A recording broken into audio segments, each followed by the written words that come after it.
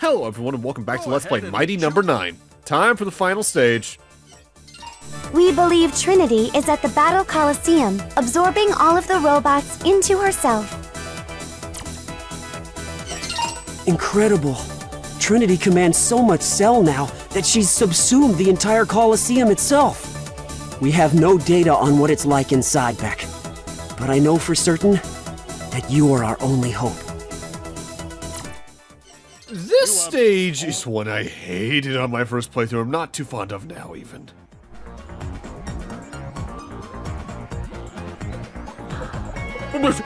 What in the blue blazes? The Battle Coliseum itself has been absorbed! Trinity has gone beyond her original design and is assimilating everything around her. Avi, what are the conditions like surrounding the Coliseum? I gotta be honest with you, boss. It's one big old mess out here. The streets are packed solid with haywire robots! Understood. Return to the lab for now. What'll we do, Will? What'll we do? Our only hope is to sneak in from above. Avi could drop Beck into the target zone. All right, let's do this. You want to send Beck into that? Alone? Any other robot would be assimilated by Trinity almost immediately. Only Beck shares Trinity's ability. He's the only one that can do this. Beck, you and Trinity possess the same power. She simply does not understand how to wield it. You must teach her how to control it. I understand, Professor. I'll do it. I'll save Trinity. I know you will, Beck. I know you will.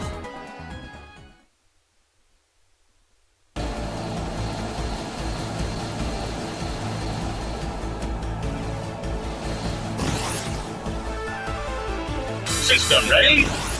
Go! Attention! Beck has landed in the Coliseum. Multiple incoming enemy signatures detected. Sorry, Tech Specs. This is the only gap I can find in their air defenses. I better scoot before Trinity nabs me. Good luck! Fight the good fight. So this stage does do the thing the usual ending Mega Man stages do, where it uses a lot of the other ideas and recontextualizes them, and I like that enough. But it starts, for one thing, with a really slow, just combat room that we need to destroy all these little guys before we can actually progress. But it does have its own gimmick, and it's one that is janky, even if you know what you're doing with it for reasons of hitboxes. My best advice, actually, is to do this stage as quickly as possible, not for the sake of just getting through it, but because you can find axle recoveries in this stage. You can hold up to 2 of them. But remember, you lose them if you die, so if you lose them during the final boss, you're gonna have a rough time with the final boss, even. Whoa. Is Trinity creating a path for me?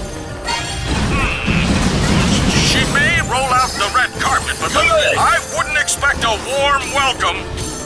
There's no other way in. Follow the path for now, Beck. Proto-cell-based enemies detected ahead. Be wary of reforming cell blocks. Even if you destroy them, they'll use the cells around them to reconstitute. Attack strategically. So these blocks are the actual gimmick for this level. They have 3 forms: weird little everlasting gobstopper, platform, and destroyed. When you destroy them, they respawn after a few seconds.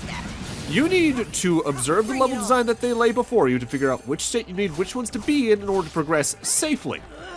For the most part, it's not too bad, especially on repeat runs of the stage, but on a first time through, it's very easy to get impatient and overstretch your boundaries for which ones you're destroying and make things really rough. On top of that, because of how the game renders things, this level is very easy to accidentally make the game go down below 10 frames a second for a few moments, because you can destroy so many blocks at once the game doesn't know what to keep up with.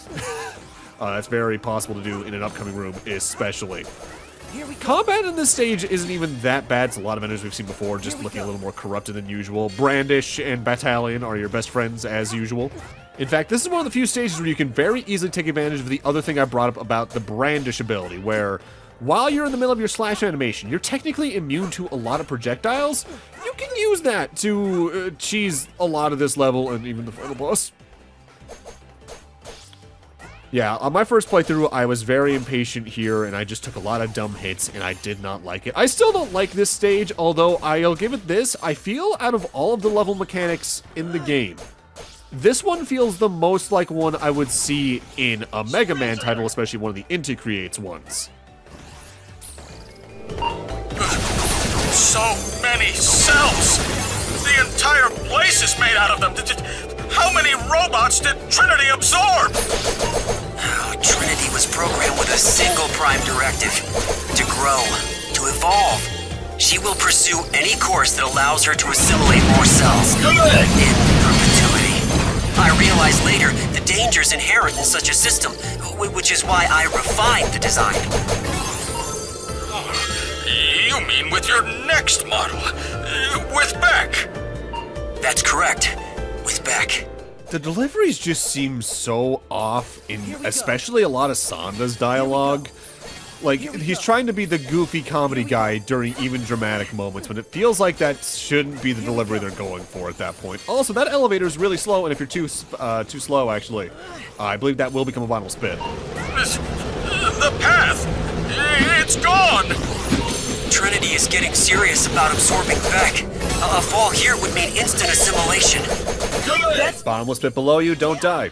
With that said, this is the same wind from Avi's stage, so if we use Avi's own ability and our dash, you can just rise up without having to fear about things until you get to moments like this, and these are probably the sections I hated the most on my first playthrough, because we had to deal with the blocks over bottomless pits in ways that aren't comfortable, but that was before I figured out in depth how good the dash was in midair for these sections. So now, I'm going to talk about something funny that was a bit of a goal for me with this LP. I already mentioned that one of my rarest trophies for a good while was a Mighty No. 9 trophy over on PlayStation. It now dominates my top 5 with 3 of the 5 slots, and I got 2 of those trophies on this particular playthrough.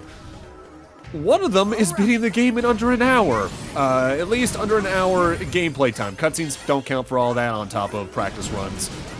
The trophy I had for the longest time was beating the game in under 2 hours, so, yay? I'm glad I have it, I guess.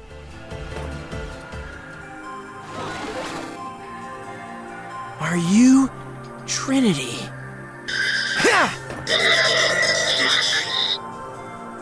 So, it's finally come to this. 2 of my proudest creations squaring off. Beck, stop her the way you did the other mighty numbers. Save Trinity! Yes, sir, Professor.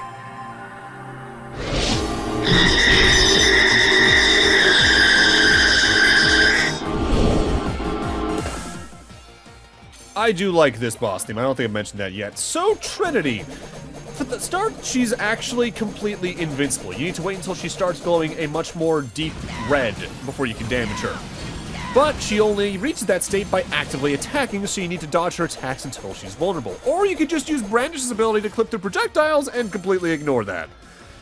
Brandish and Battalion are your best friends in this fight, just as they've been in the rest of the game, because Battalion can just melt her HP, whereas Brandish can do that while also keeping you immune to most of her attacks here in Phase 1. This fight gave me a lot of shit on my first playthrough, so the fact that you can just kind of make it a non-issue like this is kind of funny, but also just sort of a what the hell moment.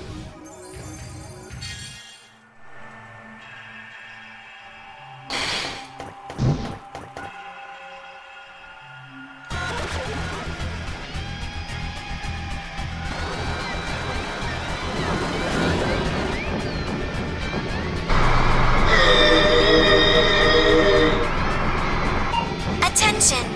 I am picking up a significant shift in Trinity's readings. She appears to be distressed. Indeed. Just as Beck absorbed aspects of the other mighty numbers, she's learning from Beck. She's struggling with what she's done, what she'll do next, how to control her power. You can do it, Trinity! Open your mind! Show the world that robots can evolve!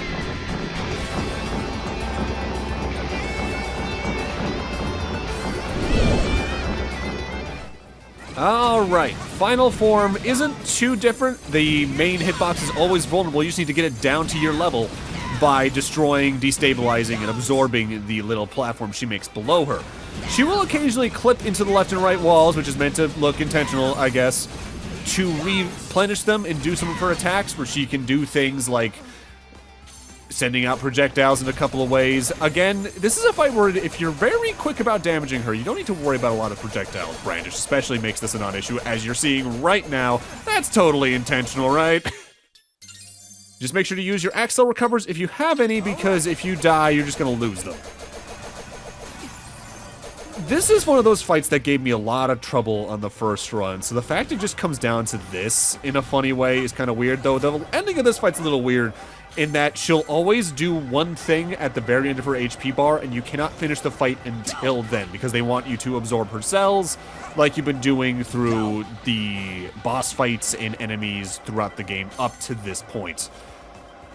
It just feels a little weird because it's one of those cases where the health bar essentially hangs on one, and that feels better in RPGs than it does in platformers, to be completely upfront with you. There we go, just need to actually hit her. There you go, see, exactly 1 HP.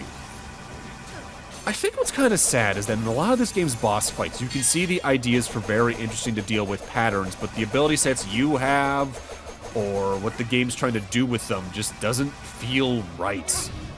Just like this ending where it feels like I should have killed her already, but they need to make this animation play out right here.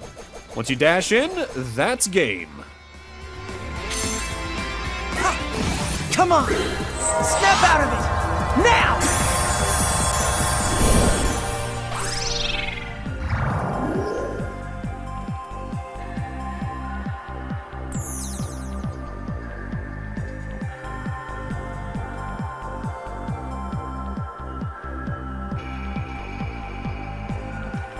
Mission clear.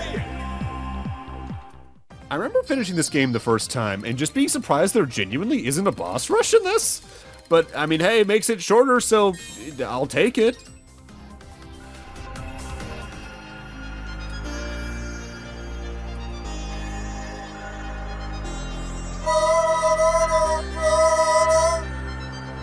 Your true form! I did it! I mean, you did it, Trinity. We did it.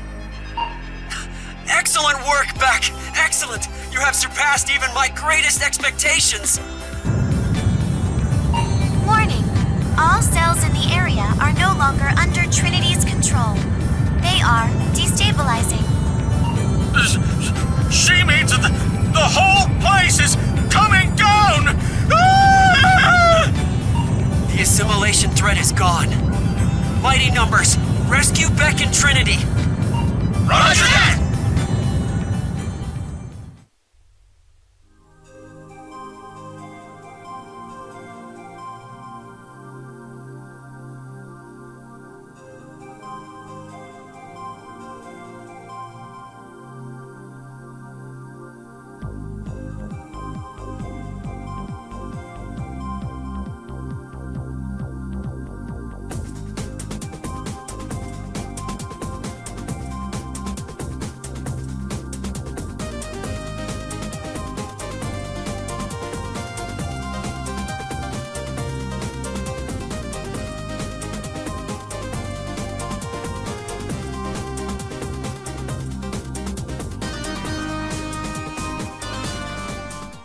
And this is the main Mighty Number 9 theme. Unironically, I think this is a fantastic song, which is appropriate given it's the one they used in all the trailers, even for the Kickstarter, so they knew it was one of the best things. Also, a little thing to note before I go into my opinion, when Trinity's design turned humanoid there at the very end in those little images, that is actually one of the prototype designs for Call, the one directly designed by Inafune himself, which they decided to use as the villain of the game, either because he thought it was a good design still needed to be used, or I think there was even like some fans in the backers that wanted that to happen in some form. So, Mighty Number 9. It's not great. There are cool ideas in here. I think Beck's base movement works a lot as an idea, even though there needs to be some tweaks here and there, but then it runs counter to the level design, which is clearly trying to be more classic Mega Man, which Beck doesn't control like. The weapons are, at times, cool, but in ways I feel like they're not meant to be. Like the brandish, being able to ignore projectiles thing, that's no way that's originally intended. The visuals leave a lot to be desired, even though I do like a lot of the character designs and actual art design in a 2D aspect, if that makes sense. I think this game's biggest issue is just way too many goals and way too much ambition for a project that probably didn't deserve that, if that makes sense. There are videos that people have done about this that are much better in stating what went wrong behind the scenes. But I think it can be seen just in listing the SKUs this game was going to go for on various consoles. It was going to be PC, Mac and Linux, PS3 360 Wii U, PS Vita, 3DS, PS4, Xbox One. Some of those never released, particularly I believe the Vita and 3DS versions are the ones you could still theoretically pre-order, even though you really shouldn't try to. Trying to develop a game for that many SKUs at once instead of just making the main ones to make the game as good as it can be, then developing later was a complete mistake on their part, and they should not have done that. By the way, now we're starting to get a vocal theme. This is a... I actually forget the name of the song, but Mega Ran's in it. This was actually part of a backer goal. Or rather a backer tier. I think for $1,000, you can get your voice in here. Money well spent. I can't find myself to be vitriolic toward the game. Mostly because I didn't actively invest in the Kickstarter. If I had, I probably would have been much more angry about this game than I am. But I just think it's kind of bland and unfinished feeling. I can easily say I've played worse feeling platformers. I can say I've played less interesting Mega Man games, technically, even. But those less interesting or worse games on those aspects give me much more to talk about. They make me feel something more. Whereas Mighty No. 9, by the end of it, I have some fun, but it's just kind of forgettable and leaves my brain. And in some ways, that does make it one of the worst games I've ever played, admittedly. But I think we can also admittedly thank this game for something in that because it was one of the first big Kickstarters that went really, really south while the game was still released, because there's some that just never released. I think we can thank how publicly this game melted down. For people maybe starting to be a little more realistic with their stretch goals and ambitions with Kickstarters, hopefully. Obviously, like, I haven't backed that many myself. I think I've only backed like 3 or 4 Kickstarters, but from memory, there haven't been any that have nearly tried to be as big as this or Bloodstained. And Bloodstained is still getting rewards out, and that game came out good.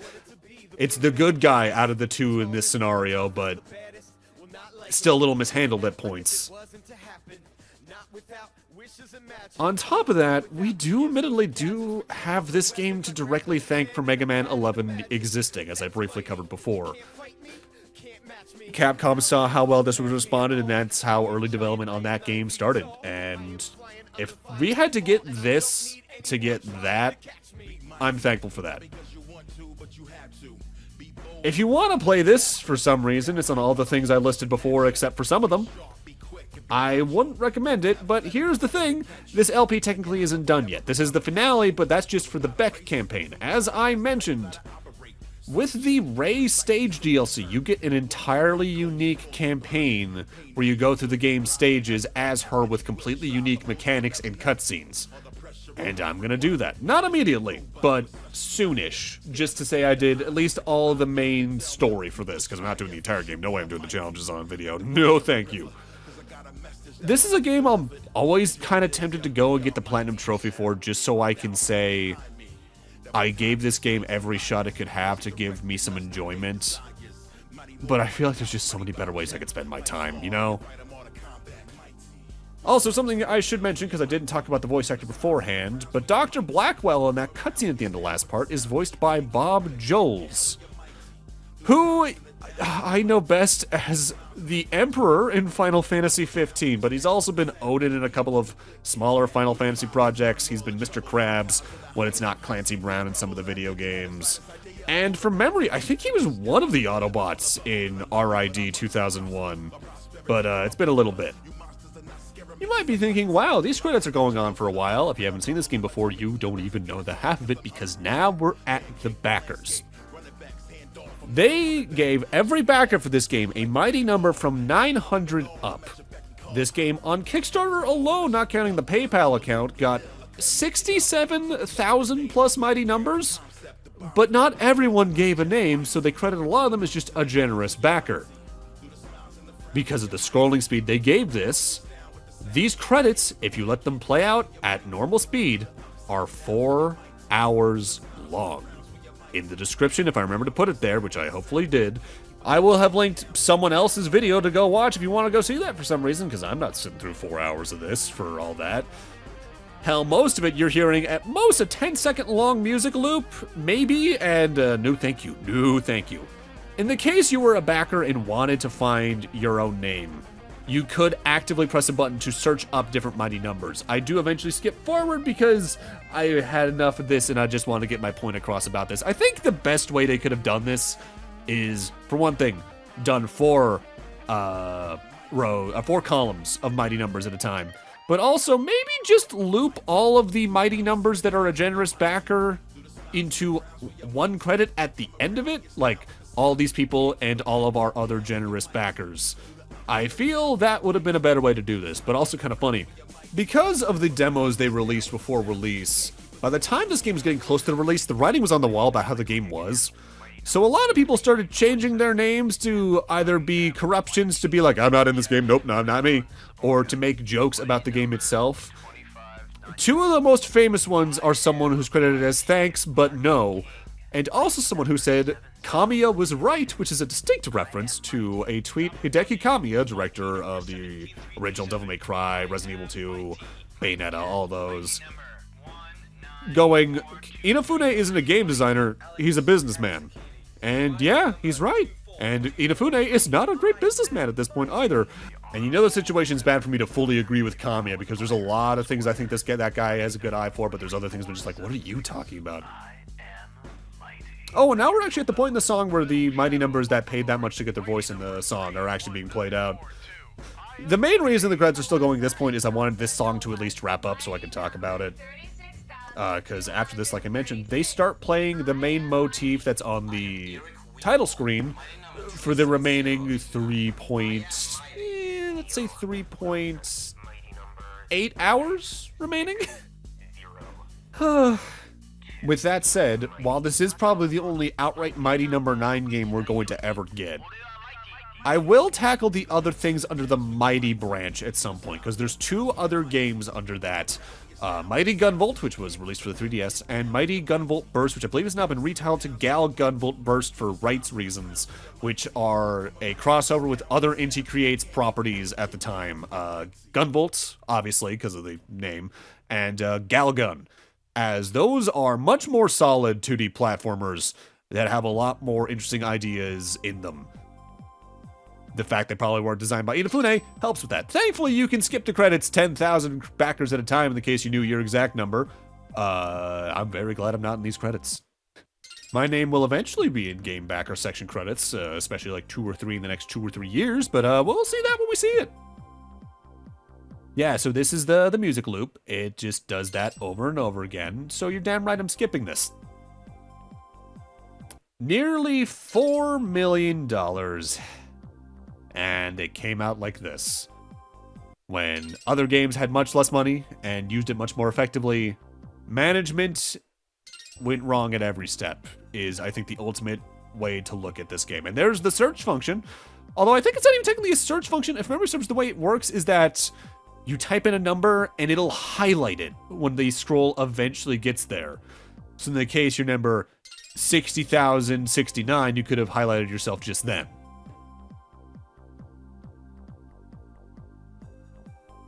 If I was a backer, though, I would hope I'm near the end of the list, because then A, fewer people would see my name, but B, you could have a fantastic last-second joke. Trinity was brought under control when she absorbed Beck's empathy and caring nature, his heart. My new synthetic heart routine makes it possible for robots to evolve ethically, to grow responsibly. Just wait. This will revolutionize the science of robotics, the fate of all robots, of all mankind. You got lucky, that's all. And cleaning up your own mess doesn't make you a visionary.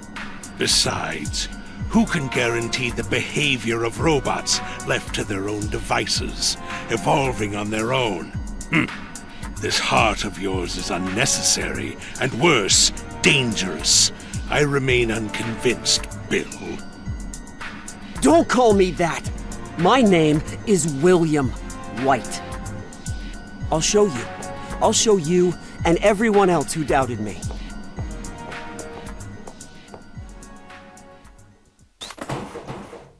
Then only time will tell if this mighty number 9, this Beck, is a blessing or a curse. It really seems like Inafune wanted to speedrun through a Mega Man Classic game to tell an X-level story in terms of its implications, and it just does not work.